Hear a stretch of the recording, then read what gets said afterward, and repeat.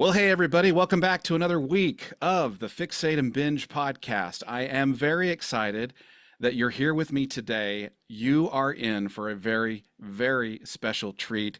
I have an amazing guest on the Fixate and Binge podcast.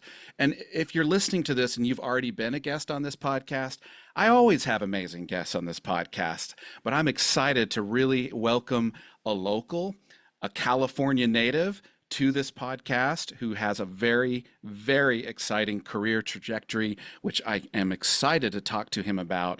Before we launch into that, maybe by now, if you're living in America, you might need what we call a safe space, given some recent current events. And I believe that there is a space, if you want to learn about that stuff, if you want to learn about the shooting in Utah. That's a campus I'm familiar with. I used to live in Orem and Provo.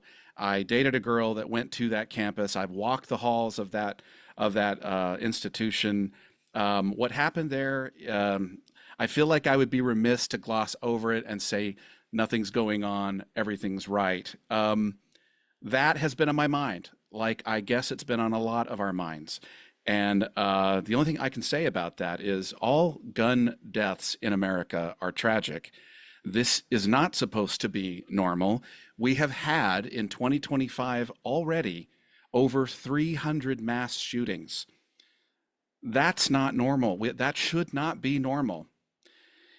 I'm hearing the governor of Utah, Spencer Cox, say this event that happened to Charlie Kirk is a turning point.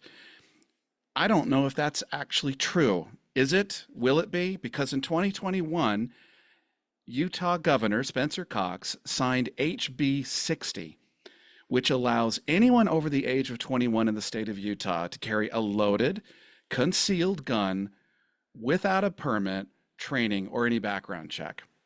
So I think that there should be some common sense gun laws passed. But even if we pass those laws, is that really going to fix the problem? Because the same day that Charlie Kirk died, we had two school children shot in Colorado by a 16-year-old. Now, Colorado, in the wake of the Columbine massacre, actually did pass some of the strictest common sense gun laws in the state, and shootings still happen. So I don't know if laws will change anything, but making guns more accessible seems to be there seems to be a corollary with more shootings, more of these events. So America, we have a problem. I don't know how to fix it without enraging half the country, but we have to do more than what we have been doing. I'm going to get off this political soapbox. That's not why you're here. You're here to hear a movie and television podcast where I talk to fascinating guests from around the world, and we're going to get to that. I will tell you, in the wake of this terrible tragedy that happened this week, I watched a movie 2 nights ago that I needed to see, and it was Francis Lawrence's The Long Walk, adapted from the Stephen King book of the same name, The Long Walk. And I needed to see that movie. Very emotional. It seems to say that the way we combat tyranny and oppression and a draconian state that we live in is with love. With love. And I think our country, I think we need more of just love without attachments. And I wish we would embrace that ethos. Maybe someday we will. And having said that, I also watched, which I think, so by the way, The Long Walk may not be for everybody, because what happens in The Long Walk is a little bit like what happens in Snakes on a Plane. Well, there's this plane, and there's these snakes, and the snakes get on the plane. That's the plot. In The Long Walk, a bunch of young men take a very long walk. It's just straightforward. I hope you go and hear a heartwarming lesson about togetherness and community and brotherhood. And by the way, Spinal Tap 2, saw it last night, took my son, we laughed our heads off. What a great time. But I'm going to shut up now because I cannot wait to bring you my guest. I'm going to bring him on right now. In 2024, a film was made. It was called Freaky Tales, and you can screen that. If you have an HBO Max account, you can watch that right now. It's streaming right now. And I missed it in the cinema because I was focused on other things. And I watched it shortly after it left the cinemas. and I was absolutely blown away. I think it's an instant cult classic. I loved the four interlocking stories, and I wrote a review, and I ended up, um, getting in contact with one of the actors that was in this movie who had a very memorable role in this movie. And so, without further ado, I'm excited to bring him on. His name is Sedrick Cabrera. He joins me here in California. Welcome to the Fixate and Binge podcast. Hey Joseph, thank you so much for having me. Yeah, I don't know if any of my soapboxing at the beginning about these current events happening in our country is something that if you if there's anything you want to say about that, but it's just awful. Uh, And so, yeah, yeah, no, I mean, you covered most of it as far as like what it is that and like where we're at basically. As a society, I think that we're just kind of in this pivotal point that has been escalating and getting to its tipping point. I think that people just are lacking a lot of, honestly, a lot of creative outlets, a lot of ways to express themselves. So they're sitting and festering with all of these like negative ideas or emotions or feelings that are just building within them. And unfortunately, not everyone has the greatest end result when that festers to a point that it poisons themselves and their soul. But it is what it is. And yeah, I think you were right. Like the Long Walk. I haven't seen it now. Thank you for the pitch. I'm definitely gonna go check it out. yeah, Um, but I think that you're right. That's what it is. That's what it takes to fight for things that you love. It is a long walk, and it never stops. Like when I worked with Luis Valdez from El Teatro Campesino when I was coming up, as a youngster, like he would always talk about that and talk. He had this, saying about like the weeds of injustice. Like injustice is like weeds. Like, they never stop growing. You're always gonna have to pull them out. You're always gonna have to like be fighting them, and it's not like one day the lawn's gonna be perfect and that's gonna be what it is. It's just always gonna have to take that maintenance. But of course, like everything, when you let it fester and overgrow, then it just becomes a much more daunting task. But it's not anything that, as a society or as a people, civilizations have not experienced time and time again. I think that the right things will persevere. Love, togetherness, empathy, happiness. Which is ultimately like what I chase for and strive for, like in my work. And that's my contribution, I guess, that I can offer. Yeah. wow, that is very profound. I appreciate that. I think the key word that stuck out for me with that was maintenance, a vigilance that when we see a problem, don't sleep on it, or it's going to fester or get worse than it really is. We have to pay attention. We have to have a sense of community and look out for one another. We have to love one Yeah. another without Exactly. conditions. Ah, that's so Yep. good. Man, thank you so much for that because your career, your career and how you express community and inclusiveness in your career is what I really want to talk to you about. Of course, I want to talk about your experience making Freaky Tales because you had a very, very famous co-star in scenes you were in, Yeah. which we can definitely talk about in a second. But I want to go back to the beginnings of this career path for you. Now you grew up in. Now I cyberstalk all my guests. Okay, I don't want any surprises. Not literally cyberstalk, but you know what I mean. I try to do a little bit of Yeah. homework, Yeah. and if the internet is a reliable resource, which it sometimes isn't, your beginnings are in Watsonville, California. Is that right? Correct. Yeah. Okay, so you are a California native. Watsonville, California. I think I've driven through there a few times.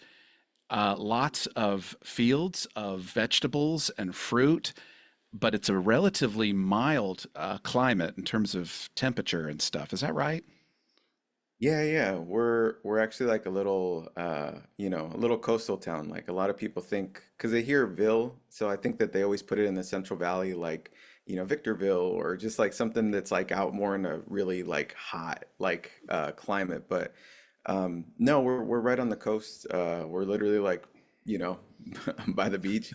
But we predominantly like grow like a lot of strawberries. So there's like a bunch of strawberry fields like as far as the eye can see. for Wow. the most part. And it's a pretty large, as far as like surface area, like space, like it's a large town, like it's very wide. Um, but yeah, it's been an agricultural town since like, I mean, since its inception. Like, I think they used to grow like a lot of apples, like in the beginning. So they had a lot of apple orchards, and then eventually they ended up moving over to strawberries. And the apples, like you can still tell because like we have like if you've ever toasted like on like New Year's, you've had popped open a bottle of like Martinelli's, like that's from Watsonville. So that's our big claim to fame. And the, So the that the packing plant is like across from like my high school that I went to school. But yeah. well, this is going to blow you away. So I'm a teetotaler. I don't drink alcohol. Originally for religious reasons, but now since just for health reasons, and for lifestyle reasons. My family, we don't drink alcohol, but every New Year's it's Martinelli's. I'm Oh not yeah. kidding. I've made Facebook posts about Martinelli's. Everyone else is tipping back champagne, and I'm like Martinelli's, yo. Came to Yeah, party. yeah, no. No, it totally is. It's like the Martinelli's and like strawberries are like my big comfort. Like whenever I'm like away from home, if I'm traveling for work or anything like that, let's go to like a grocery store and then pick up a bottle, and then I just like see the little name, on the on it, and then I'm just like, ah, home. That's really cool. That's super cool. I can relate only in one instance. But not from a hometown. I was living in England for 6 years, and I went through the Birmingham, England train station, and I went into this little newsstand. I mean, the guy was like sardined into this newsstand. There was hardly enough room to walk and pick up a pack of gum. But over in the corner was some Weinhardt's root beer. I'm like, that's American root beer. And England doesn't carry root beer. I went nuts. I bought the whole thing. It was like 5 pounds per bottle. I was like, 50 pounds. I'll take the whole thing. It was terrible value for money, but a taste of home. Yeah. No, no, Um, no, I feel you. so, you're growing up in Watsonville, and I really want to jump to, was there a moment or a spark in your early formative years, or maybe even later years, where you're like, acting, theater, film, this is my calling. This is what I want to do. Yeah, I mean, like I definitely I had multiple, I guess like I keep talking about like how my career has been like or my life, that's become my career has always just kind of been these like pinballing moments of like things that are pushing me towards what I was supposed to be doing. 'Cause I'm pretty stubborn, so I tend to like lean away from what I'm supposed to, and then like it's like no, no, no, the universe just finds ways to be like, no, you're supposed to be doing this. Um, And so when I was a kid, we my parents had a pizza shop. So they owned a pizza shop that was connected to this, old like historic like theater there in Watsonville called the Fox Theater. So there was a lot of like Fox. I came to realize as I got older, I was like, oh, there's a lot of Fox theaters. There used to be a franchise. So there's like a Fox in Oakland, there's a Fox in Salinas, there's a Fox, but we had the Fox in Watsonville. And fun fact, actually, La Bamba had its premiere at the Fox in Watsonville. So it is like a historic, like, cool theater. Um, Wow. but we had a pizza shop that was connected right there. And like my dad, I don't know, whether he realized it or not, just kind of changed the trajectory of like my I guess yeah, my life or my outlook on life. Um, and he had bartered this like deal with like the manager at the time, and the manager's name was Phil, and he was like, "Hey Phil, like if your employees can come and eat lunch for free whenever they want, like can our employees go and watch movies with their families like for free?" And then Phil was like, "That's actually that's a good deal. I'll take it." So after that, me and my little brother like because when you grow up in a small business, like you're there all the time. You know what I mean? Yeah. Like that's your daycare. So you're just hanging out in the back, like in the storage room or whatever. You know, we had like little maquinitas, like the arcade games. That Mhm, were mhm. like there was like Metal Slug and Tekken and a whole bunch of like Cruising USA, the racing ones, and My little brother used to actually steal like money from the tip jars. Like he would take the quarters and then go and play. And then my mom was like, "How's he been playing all day?" And then one day she realized that he was like, and then like, she had to apologize to the employee. She's like, "Sorry, the tips were, I'll pay you guys back. Like I'll give you your tips." So we were like little menaces. And then this was like a way to be able to just kill time, but without even realizing it, like exposing ourselves to an art form, you know?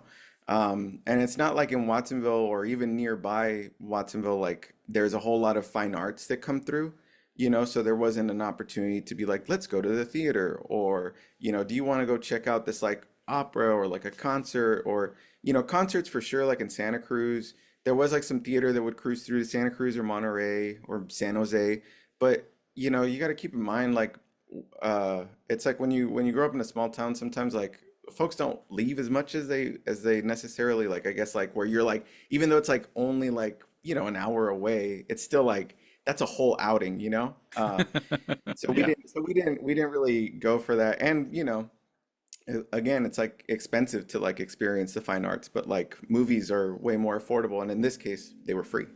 So yeah, we just ended up I talk about how like if a movie came out between like 2000 like 2001 to like 2009, like I probably saw it in theaters. If it was PG through PG-13, G Right. through Right. G through PG-13. The rated R ones, we snuck into a couple, but like, the manager Phil was really he was on our butts about it. Like he would tell my dad, like, "Oh, I caught these guys that were trying to go watch this movie," and then we were like, "Ah, okay."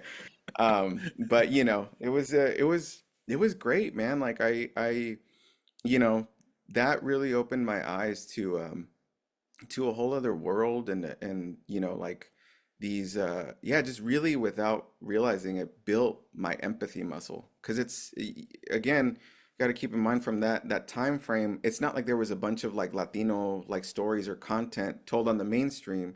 I'm sure that not I'm sure I know that there were like films being made, or content like that, but it was all like on the indie scene. So again, it's like they're not going to necessarily bring a whole bunch of like indie stuff like into the market. So I was just experiencing all these like different tales and people from all different walks of life, and really feeling like I like could relate to them, like feeling like I understood their stories, or understood like what they were going through, or like feeling that like, oh, like I've experienced that.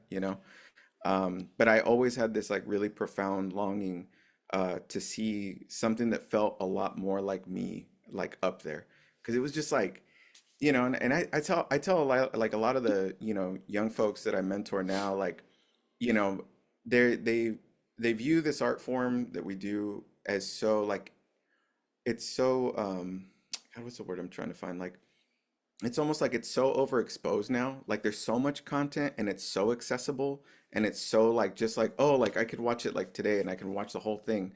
Like that they don't understand the like how magical it was to go to a movie and to see something on a big screen. Like the biggest screen you could get in your house was like, a 50-inch TV, and that was like if you were mega mega rich. Most people had a 20-inch, like, 15-inch TV like the size of your MacBook, Yeah. and yeah, so it's just like, to see that was like just like insane, to just like sit there and take in these stories in this like huge huge screen, and just feel larger than life and so immersed was wild.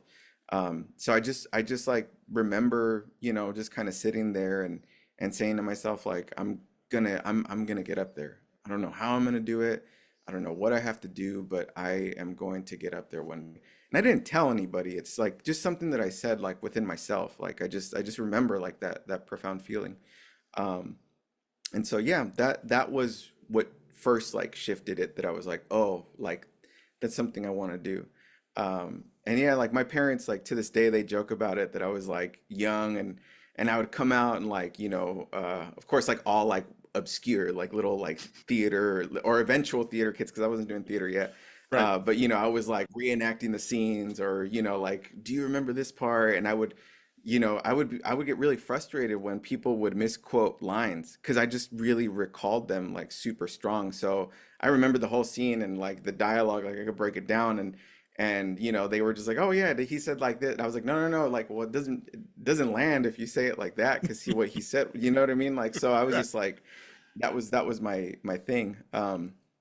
But yeah, I just my parents would always joke. They were like, "Oh yeah, he was like all like doing that and then coming out and similar to like what we're doing right now. Like I was constantly about like not just like my point of view, but I wanted to know what other people felt. So if I went to go watch a movie with like even friends or like my family, like the first thing I always ask, and now it's a big family joke, like where everybody goes like, "Don't watch a movie with Cedric," because right after he's gonna turn to you when the credits roll and be like, "So what'd you think?" And I was like, "But what did you think? Like, what moments stood out to you and why? Because I'm curious, like something that might have been insignificant for me, or just was like, oh, like yeah, I remember that happened. For somebody else, that might be like a whole, there was a lot of weight there, and it allows us to build community, just like literature with like book clubs, like where you're just like, oh, like wow, like I didn't know that about you. I didn't understand like that this was how you felt about that and why you felt that. Um, so yeah, that was like the first tipping point was just like, doing that. And yeah, yeah. Wow. Wow. Does that answer your question? It definitely does. And then some. Yeah, that is fantastic. I have to agree with you. There is something immersive and special about being in a dark cinema with no distractions, and you Mm-hmm. can be taken away. My father grew up on the mean streets of Houston, Texas as a poor kid. He would sell tamales on the street corner as a very poor kid in the 50s. Um, and it was a tough upbringing. My dad tells me stories that sound like the plot from Stand By Me with Stephen King. Him and his friends skipped school and Yeah. they saw a dead body floating down the Chocolate Bayou that runs through inner city Houston. They saw a dead body in there, which is where gangsters would throw dead bodies. I mean, he grew up in a rough part of Houston, but anytime Yeah. he had a quarter, he was going to the movies. He was always Yeah. in the movies because he loved being taken away and he loved, which I suspect is one of the reasons why I think people who care about going to the movies instead of streaming it at home, they want to be taken and transported somewhere else without Yeah. distraction. And I think when your foundation is in that, um, that's such an encouraging thing to hear because I keep hearing industry insiders predicting that the way of the big screen experience is leaving. The streaming wars Yeah. are going to kill it. It's getting too expensive, and I don't know about those people, but I'm like, I still love the big screen experience. I love it. Yeah. No, it's just like it's like what you said, like the distraction-free zone, the sound system, the like and even like I like especially like during when we were and I know we're going to talk about Freaky Tales in a second, but Yeah, when we yeah, were promoting Freaky Tales, like I was doing a lot of pop-ups to like theaters. So I would call up theaters and be like, "Hey, like I saw you have Freaky Tales and like is it okay if I come to this screening?" And then they would be like all excited. So they were like, "Yeah, oh my God, like dude, like definitely come." Like, like, well, and I'm like, "Oh, okay." So I got to see like a whole bunch of different theaters, and even the old like legacy theaters that people are like, oh, they're like run down. They just had such a charm to them, and it's just like we have to keep those spaces alive because they are that community, communal experience that just like that society needs. Like we need those spaces to like come together where it's not necessarily we're like all, um, yeah, it's like where else are you gonna come, together in that capacity with so many bodies and so many strangers. And it does affect like the viewing experience as well because you feel the energy of like those around you. Because for that split second, we're all just like honed in on like what's going on in this like particular moment. Nobody's thinking about something else over there and nobody's over there. And you might have a movie night with your friends, but they're still going to be on their phones or like, oh, I'll, yeah. I'll be right back. I'm gonna go get the popcorn. And, hey, do you still want me to warm up that? Or like, oh, who needs a beer? Or like whatever. But like when you're there, it's like it's just like there's still thankfully like a good amount of like respect for like the viewing experience. Um, and I think that some movies I'll watch them and they won't get a lot of love when they're like on streaming, and I'm like, man, if this had been, not like if it had been in a theater and had the proper marketing, like this could have been like a hit. But that's like, one of those things that I just think that it's important because it also theaters allow the art to take shape as a cultural like moment, when it goes straight to streaming, it kind of is like and some things like last a little bit longer, but in my experience, like, we've been doing the streaming for like a good minute now, and both like as a person in projects and also as a consumer, like there's a lot of things that are here today, gone tomorrow, like they show up and they're the hottest thing for like a weekend, and then whoop, like, and then the next time you see it, you're just like, oh yeah, like that movie did come out. Like, when did this one come out? And then you're like, oh yeah, it came out like 5 years ago, but it didn't have a moment to like really build up, Similar to like how network television or had like the episodics like each week. Like you have that build up where it's like then you have the water cooler conversations on Monday and you're like, man, can you believe the da da da like this happened? And then, it just kind of keeps building, and before you know it, the whole office is watching by the finale. So that's what's necessary for art to take shape. And for movies, it's not like you're waiting for part two right away. So the release in the theaters is what's going to allow it to bloom, like where people start to talk, and then when it hits streaming, then it takes its like next shape and its next level. But when it goes straight there, like sometimes it works. Like right now, like K-pop Demon Hunters, huge hit, like massive. I was And watching that one of the last night most with my daughters. I'm watching it last night with my. Sorry to interrupt. My yeah my yeah yeah. ten No year no no old my 10-year old daughter is like, Dad, I want to watch this with you, and I'm like, oh, jeez, K-pop Damien Hunters. 20 minutes in, I'm hooked. It's bedtime, but I'm yeah. hooked. Yeah, No, it's phenomenal. And like that is like one of those, it's and that movie, like I joke with my lady a lot about it, like because I'm always like but in reality I'm like, no, this is a really really good movie. It's like really really fun. It's like action packed. The music is like beautiful. And I trip out when I hear about like, the trajectory of that project from like when it was coming up and how it got dumped, and then Netflix picked it up, and now it's like just like the biggest hit that streaming's ever seen, So much so that it demanded a theatrical release, and it like sold out when it did. You know what I mean? Like that's crazy that they were like people were like put it in theaters, and there was such a demand for it, and it did well. Um so anywho, that's yeah. yeah, that's a story that doesn't often happen. That the success on streaming just overwhelmingly creates a demand to see it on big screen. I wish there was a lot less money involved with promoting these films in the cinema. I wish there wasn't, Yeah. But then Yeah. I'd complain that I'd have to sit through 20 minutes of ads, and which annoy me. But those ads are how these movies are in the cinema. you know? Yeah. Yeah. So Yeah. it's kind of a catch too. I wanted to get back. I wanted to get back to your college career. This is kind of a like this is your life, Cedric. This is kind of wanted to. Um, this is your life. I don't have any surprise guests from your past to embarrass you. Don't have that, but um, you end up at San Jose State University in their theater hmm arts program, and that is something that's very important to me. I went through a theater arts program as an undergrad, and I went and studied and got grad degrees in literature, and theater was a big part of that. Um, can you speak to any experiences you've had with stage acting versus, I guess, acting in the camera? Because there's definitely a different transition, almost a different energy, it seems like, I think. I don't Yeah. know. I could be wrong on that. No, no, no. You're totally like correct. I just wanted to give you a chance to finish Oh, your yeah. thought. I was just kind of like I was like, oh yeah. That's all But right. yeah, no, there is a difference. Like people ask me all the time, they're just like, oh, like, now that you're doing film, like, do you love film more? And I'm always just like, no, no, no. Like I love both, and I love both equally. And they both are, go hand in hand with each other. It's such a symbiotic relationship as an actor. Um, because, like my beginnings were like in theater. So I went to San Jose State.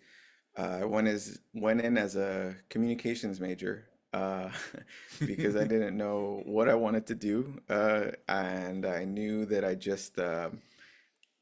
I knew that I could talk, and that was about it, you know? So I was just like, communications, that'll be it.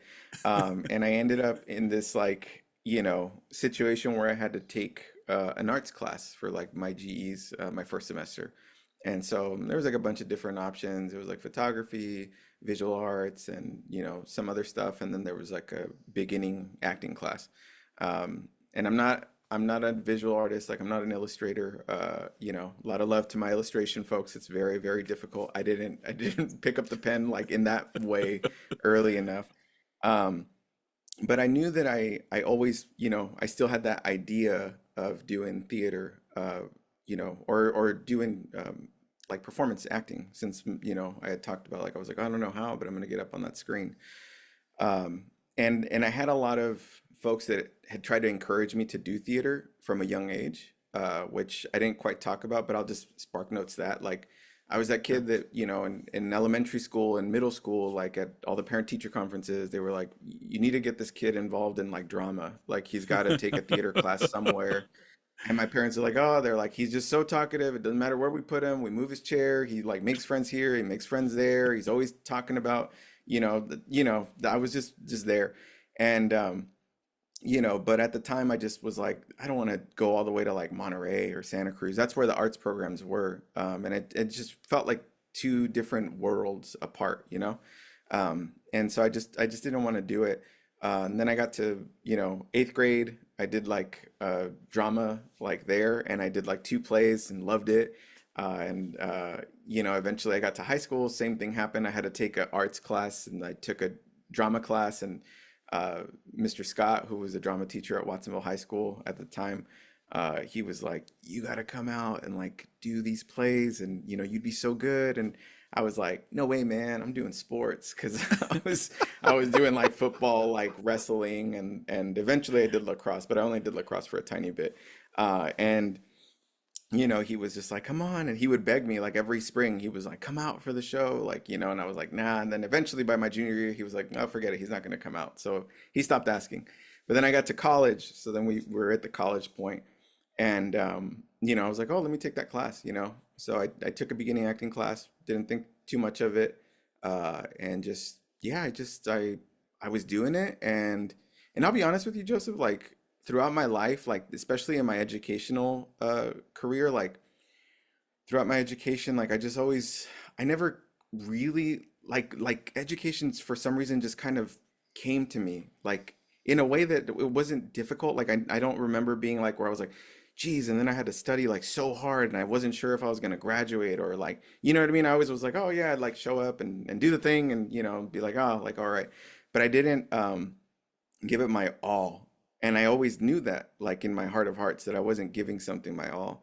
But I also wasn't passionate about it. I wasn't passionate about solving equations. I liked writing, but I didn't like writing with a prompt. I liked creative writing. And then, when I got to this, like to this class, I was taking it and I was doing it, and it just like felt so natural, like I was like supposed to be doing it. And for the first time, I was like, what if I actually just like do it? Like, but like really, really do it, like go for it. And that's what I did. And so I just started taking like all of the scenes that we were doing in class or all the things like really, really actually like taking them seriously and trying like real things. And my professor, William J. Brown, he was a grad student at the time at San Jose State.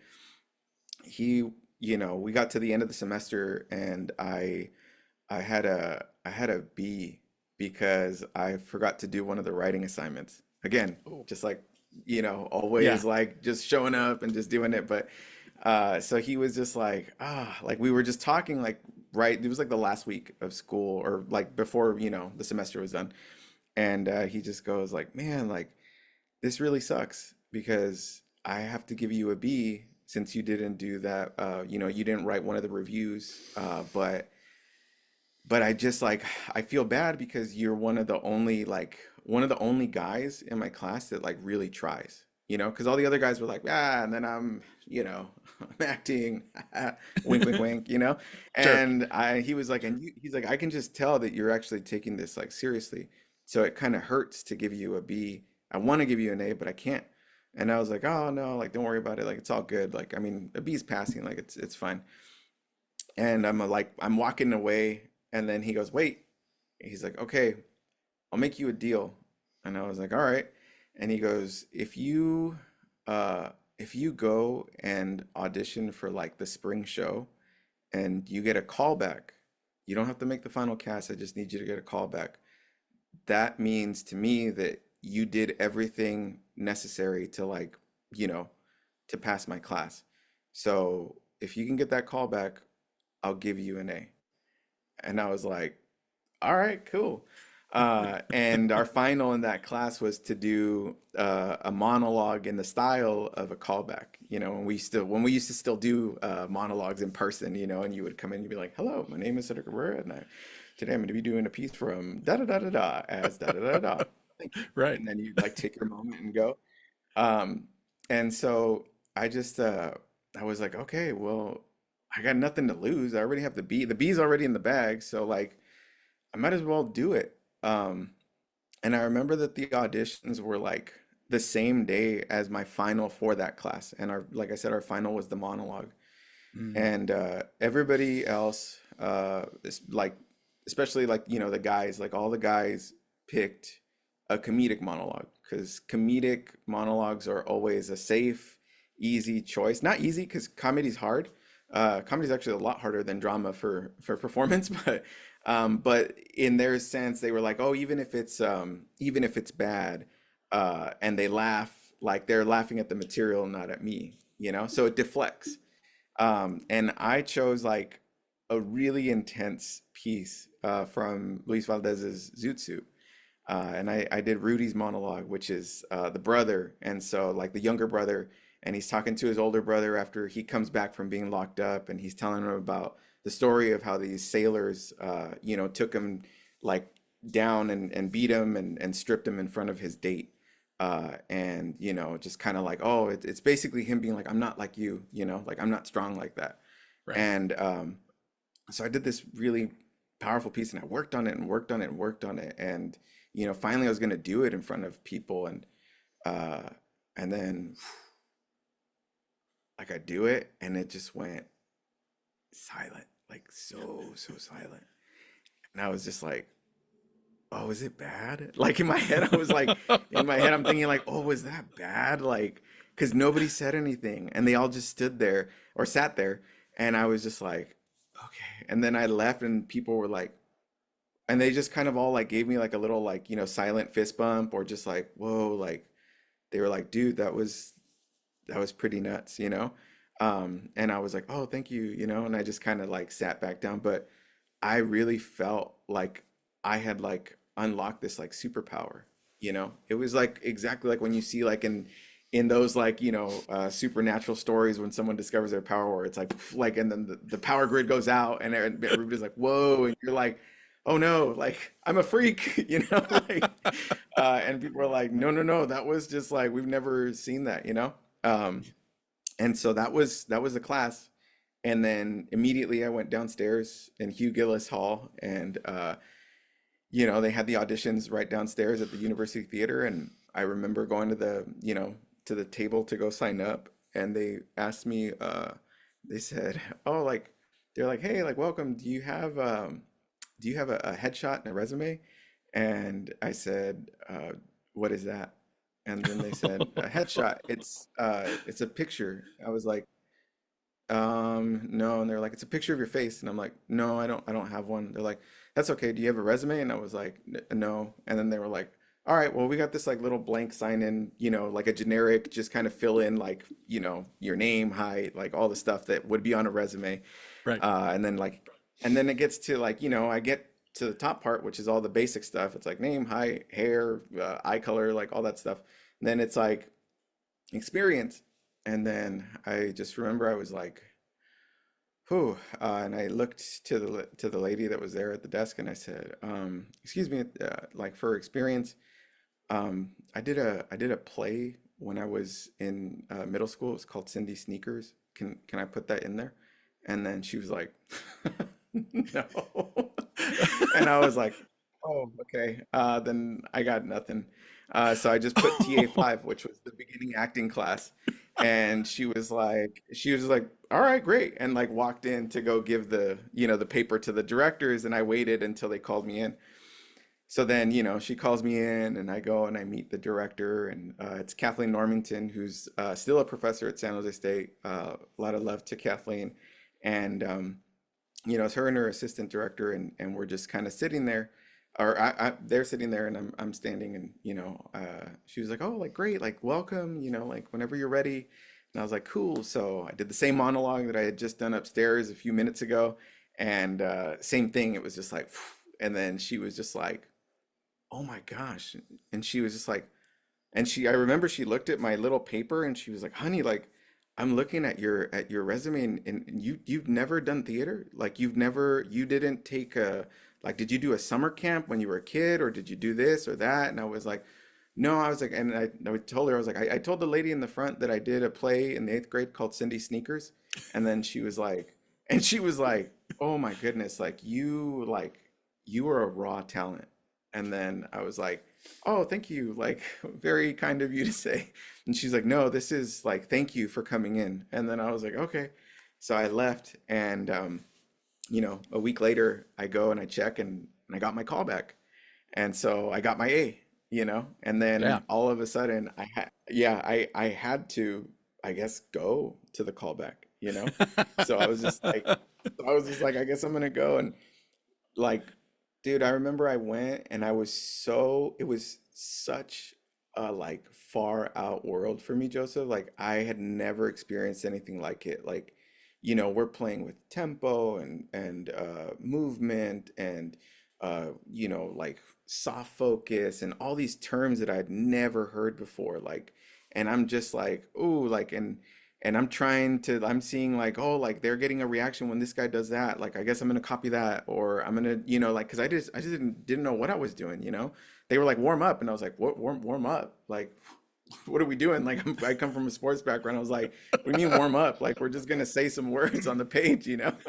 Right. Um, and it was nuts, but it was so much fun. Like I just felt so challenged, and everybody, of course, there is taking it very seriously because they're all trying to be in the show. And I gave it my all and tried my best, but I was like, I didn't get anything, like that's how I felt when I left.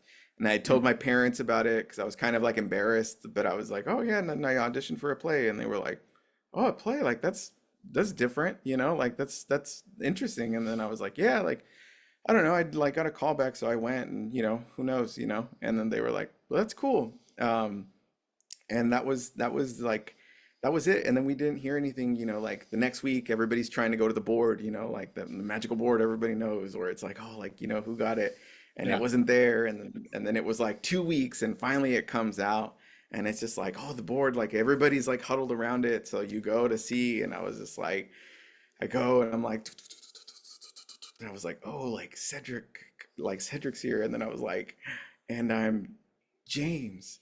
And I was like, oh my gosh, like I'm James. And I was just like, dude, I'm freaking James. And then I remember thinking, who the hell is James? Because I had like read the play, and I just didn't see James in there. So I went to the first day of rehearsal, and I told Kathleen, I was like, "Hey, thank you so much for like casting me. I'm so excited to work on this." And I just like, I read the script, and I just didn't see a James in there. I could be wrong. I don't know if I like maybe skimmed through it. And she was like, "Oh, honey, no, no, no. Like, I liked you so much. I added a character in. James is going to be the butler." And then I was like, oh, I was like, okay, cool. So I was a butler. And we did Jane Austen's Emma, and I was a little like butler. No Um, way. yeah, yeah, yeah. That was my very first play, and it was nuts. Like I moved tables and chairs, Joseph. I moved tables and chairs in a costume. I was basically like a stagehand in a costume. And I remember they gave me two lines just before opening, like the day before, and I was like, "Oh my God, how am I gonna memorize these two lines?" Like, and uh, and they were just like, it was just so nuts, and I laughed. Like I think I could still quote them to this day. It was like, "James, servant and coachman, attentive, handy, quick, and quiet." Like that was like his line. And I just remember that I was like, whenever will I be able to remember this? But I loved it, bro. Like I loved it, and I remember the opening night, like, because university shows sell well because they, there's Right. only everybody wants to go see them, and there's not it's not like a huge run, so people are like, oh, we got to go this week.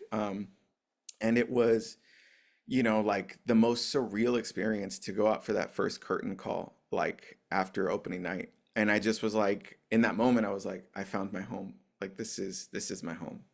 And I just like, like fell in love with theater, and of course you make friends in the department, and then they're like, are you gonna go and audition for like the next one, like, and I'm like, oh, what's the next one? They were like, oh, in the fall, like, this professor is gonna be directing this, like, and I just like, again, I had that like, okay, what if I take this seriously, like, would I really go for it?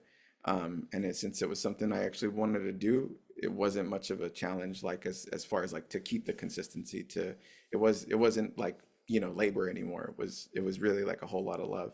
That's awesome. And so just went into it, and yeah, and then I did a whole bunch of other stuff with like through San Jose State. Like the next year, the next semester we did To Kill a Mockingbird. Oh, wow. I did The Swimmer, the spring after, which was like a I can't remember who was John Cheever. It was a John Cheever like short story that had got Right. adapted. Um, and then eventually I did the Scottish play like Macbeth. And then What did and you then play in Macbeth? What did you play in Macbeth? I played Banquo. Uh, and that was So like did a I. really, yeah. Oh, right So on, did right on. Hey, Yeah. Yeah, what so did you did do when you came back as a ghost? What was your Oh, thing? do I you mind? I can tell you a quick story. So I'm going to Do school it, in do it. Hawaii. Okay, so I'm going to college in Hawaii as an undergrad, and this particular college had a huge Japanese and Singaporean student representation. Like a lot of people from Asia were at this Yeah. college, and we did it in the proscenium. So when Banquo is killed off stage, and then they have the banquet scene, I enter from behind the back of, like I walk through the foyer, nobody sees me, and the theater's dark, and I'm walking through the seating, and I went to my doctor didn't tell me to do this. I went to the optometrist and I said, I want to get color contacts. I want white color contacts. I had 20/20 vision. I had to go through it. Oh, Yeah, I had to do. I had to do. yeah. Yeah, and I was dating my now wife then. Back then, she was my girlfriend, and I was like, I have perfect vision, but I still had to take this eye test at my cost. And then for the dress rehearsal, I practiced backstage how long it would take to put these contacts in, and then I popped them in and showed them to the director, and it scared the director for the dress rehearsal. He wasn't ready for it. He was freaked out by it. Yeah. So so he said, "All right, we're going to change this. I'm not going to have you entering stage left or stage right anymore. You're going to come from the back of the auditorium." And so my wife was helping me get the contacts in and change and put the blood on my, because I have blood all over me. Yeah, yeah, yeah. And then I walked quietly, like stealth, like almost floated down the aisle.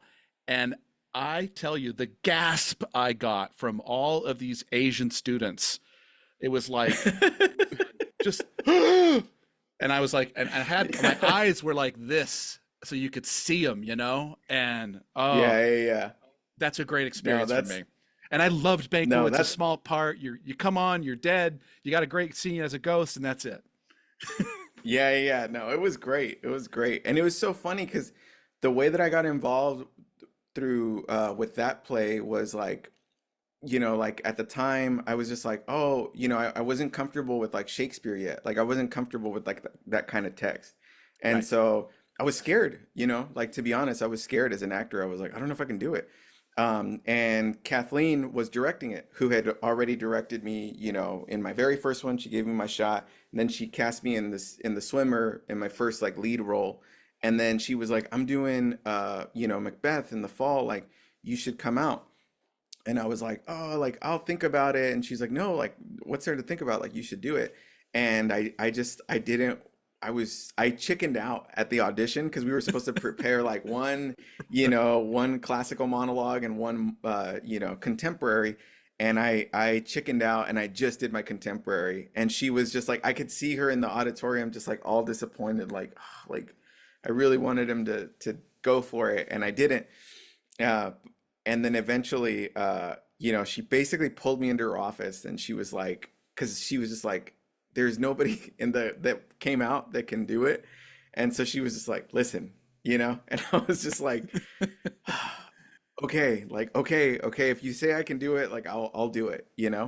But again, like I talk about San Jose State with so much love because that was my first introduction to like, I don't know what other like schools experiences are, but it was really kind of like the beginnings of like, working in entertainment where there's like, you have folks that are really rooting for you and folks that are pulling for you and the producers that say what goes and what doesn't and like having those relationships and like because it was a controversial move like at the time, which was really funny because people were like he didn't even audition and they were like upset. Also, dude, I'm Mexican. You know what I mean? Like I'm Chicano, Right. so like people were like, "What? Like him?"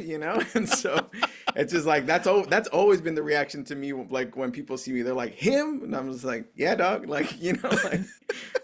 But it was just really, really funny, and I just remember like that kind of felt like one of those where like a producer's like, "Come on, like just like you can do it, like we can make it happen. We'll help you out." And I was just like, okay, okay, okay, I'll do it. And I had a blast. I'm glad that I ended up doing that show, because I really did have like a lot of fun on it. But yeah, I eventually did like Macbeth, and then I took a small break because I met. Oh no, we did Macbeth, and then the spring after Macbeth, which was like my junior year, uh, we did The Grapes of Wrath, and I played Tom Oh, Joad. So that was my second oh, lead.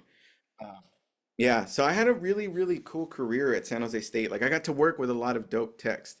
And like Steinbeck is from Salinas, so it's like, right. close to home, like over there. And it just like was like such that was like, such a beautiful experience. And I love that play. And like we had such a great time on that show. And um, but shortly after that, at the time it was, I think it was like the 75th anniversary of like the Grapes of Wrath.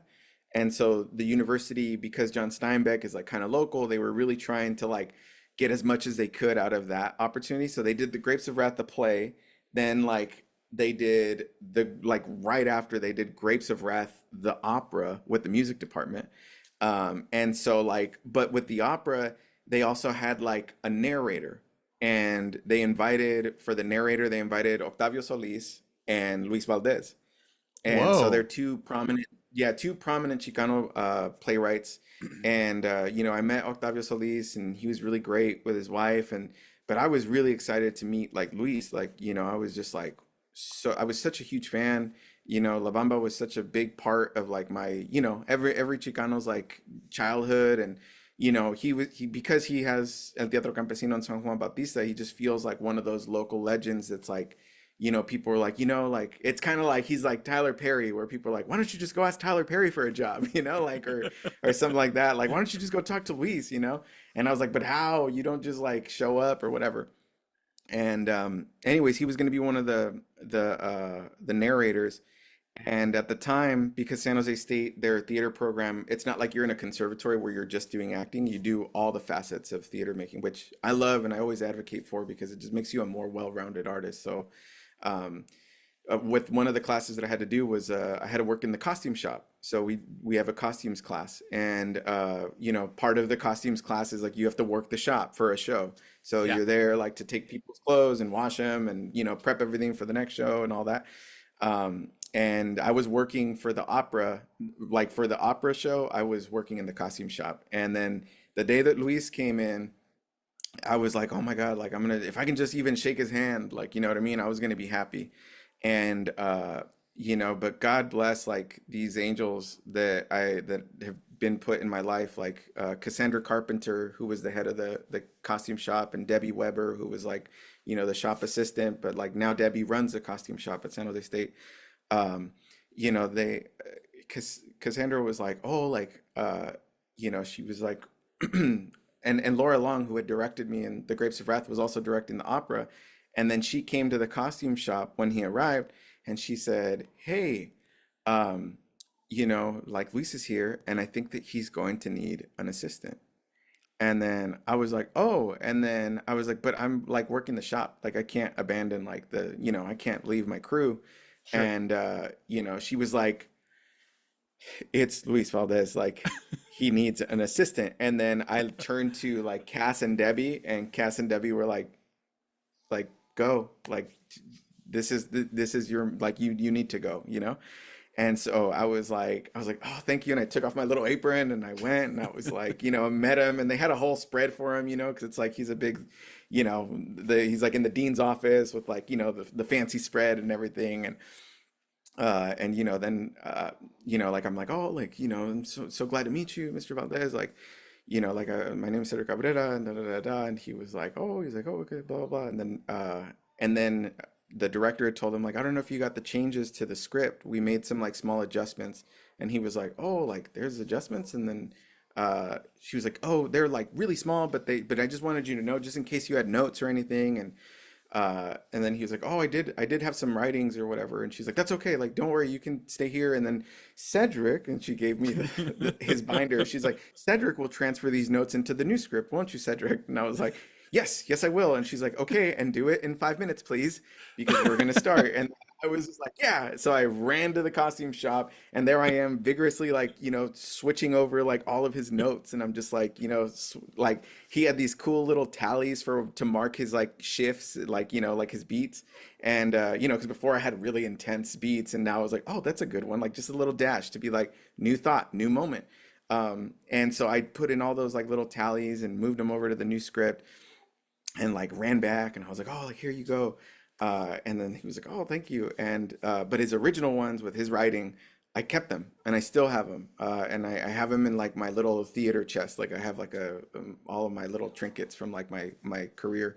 But yeah, like we met and he goes like as we're about to go like head to the stage and stuff, then he's finally like, oh, like because I was sort of with him while he was warming up and he was just kind of like, oh, like I'm gonna say this and then I'm gonna say that and like and we get to the point where we're about to go and he turns to me and he was just like, oh, he's like, so your name again? I was like, oh, like I'm Cedric Cabrera, sir, like nice to meet you. And then he was like, and I'll never forget it, he's a Cedric Cabrera. Oh man, that's got a good name to it. It would look good on a marquee, man. And I was just like, hey, from your words to the universe, sir. Like I hope so. And he was just like, he's like, yeah. He's like, well, where are you from, Cedric? And I was like, oh, I'm from Watsonville. And he was like, Watsonville. He's like, well, we're in, San Juan Bautista. Like, have you ever heard of El Teatro Campesino? And I was like, only freaking like my entire life. And he was just like, well, why don't you come work with us? And I was like, I didn't know I could. Like, how do I do it? And he was like, and he at the time he was still developing Valley of the Heart, which was like one of the most recent plays, and that was like 2015, 2014, sorry. And so he was like, oh, I tell you what, like, well, why don't you talk to me after the show? Because I have this new play coming out, and I definitely would love for you to come and audition for us, and maybe if it works out, you can come.